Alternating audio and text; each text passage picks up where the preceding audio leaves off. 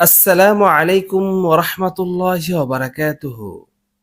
প্রিয় বন্ধুরা, আশা করি আল্লাহ পাকের অশেষ মেহেরবানিতে আপনারা সকলেই ভালো আছেন। মৃত্যুর পর কবর হচ্ছে আখিরাতের প্রথম মঞ্জিল। যারা এই মঞ্জিল থেকে সহজে মুক্তি পাবেন, তাদের বাকি মঞ্জিলগুলো সহজ ও আরামদায়ক হবে। আর যারা এই মঞ্জিলে শাস্তি পাবেন, তাদের পরবর্তী মঞ্জিলগুলো আরো ভয়ঙ্কর হবে। হযরত বারা ইবনে আযিব রাদিয়াল্লাহু তাআলা আনহু থেকে বর্ণিত হাদিসে আছে, তিনি বলেন, আমরা রাসূলুল্লাহ সাল্লাল্লাহু আলাইহি সাল্লামের সঙ্গে জনৈক আনসারী সাহাবীর জানাজায় শরীক হওয়ার জন্য বের হলাম। তখনও কবরের খনন কাজ শেষ হয়নি। রাসূলুল্লাহ সাল্লাল্লাহু আলাইহি সাল্লাম কিবলামুখী হয়ে বসে পড়লেন। আমরাও তার চারপাশে বসে গেলাম। তার হাতে ছিল একটি কাঠি।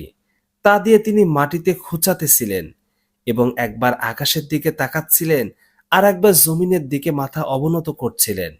তিনবার তিনি দৃষ্টি উঁচু নিচু করলেন, তারপর বললেন, তোমরা আল্লাহ তাআলার কাছে কবরের আযাব থেকে আশ্রয় চাও। কথাটি তিনি দুইবার অথবা তিনবার বললেন। তারপর তিনি এ দোয়াটি করলেন, আল্লাহুম্মা ইন্নী আউযু বিকা মিন আযাবিল কবরি। হে আল্লাহ, আমি আপনার কাছে কবরের আযাব থেকে আশ্রয় চাই। নবীজি সাল্লাল্লাহু আলাইহি সাল্লাম কবরের আযাবের ভয়ে যেমন কাঁদতেন, তেমনি তিনি কবরের আযাবের ব্যাপারে উম্মতকে সুস্পষ্ট দিক নির্দেশনা দিয়েছেন। বিশেষ করে একটি দোয়া শিখিয়েছেন। হযরত আবু হুরায়রা রাদিয়াল্লাহু তাআলা আনহু বর্ণনা করেছেন, রাসূলুল্লাহ সাল্লাল্লাহু আলাইহি সাল্লাম বলেছেন, তোমরা যখন কেউ নামাজের তাশাহুদ পড়ো, তখন চারটি জিনিস থেকে রক্ষা পাওয়ার জন্য প্রার্থনা করো। এই বলে দোয়া করো, আল্লাহুম্মা ইন্নী আউযু বিকা মিন আযাবি জাহান্নাম ওয়া মিন আযাবিল কবরি ওয়া মিন ফিতনাতিল মাহইয়া ওয়া মামাতি ওয়া মিন শাররি ফিতনাতিল মাসিহিদ দাজ্জাল।